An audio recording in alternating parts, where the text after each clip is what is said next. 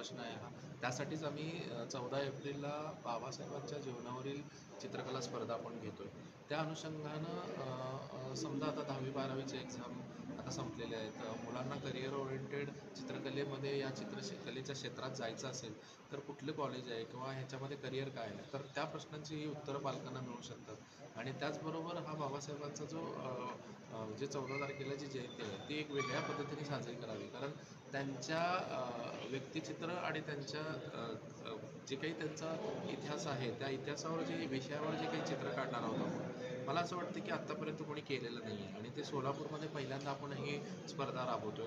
आणि त्यासाठी विद्यार्थ्यांची क्षमता काय आहे, त्यांच्या डोक्यामध्ये कॉन्सेप्ट काय आहे ते आपल्याला कळतं. आणि ती कुतूहलता आपल्याला, मला असं वाटते की खूप इम्पॉर्टंट आहे की त्यांनी चित्र कशी काढतील आणि त्यांची मानसिकता त्यावेळेस कशी असणार आहे. आणि त्याचबरोबर मीही तिथे लाईव्ह चित्रांचं प्रात्यक्षिक मी करणार आहे.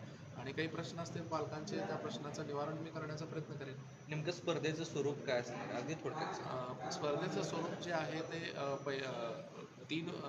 10 बक्षिसं आहेत आणि मी जवळपास माझ्याकडून 15,000ची कॅश प्राईज देत आहे.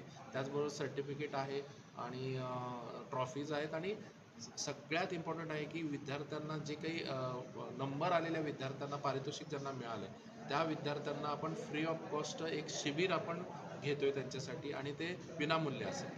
विषय काय असतील स्पर्धेचे? स्पर्धेचे विषय व्यक्तिचित्र, बाबासाहेबांचं व्यक्तिचित्र आणि त्यांच्या एका कुठल्याही बाबासाहेबांच्या एका विषयावर, म्हणजे इतिहासातील कुठल्याही एका विषयावर ते चित्र काढू शकतो.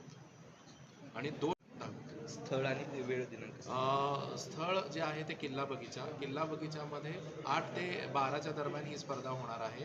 आणि दिनांक 14/4/2026 सकाळी 8 वाजता.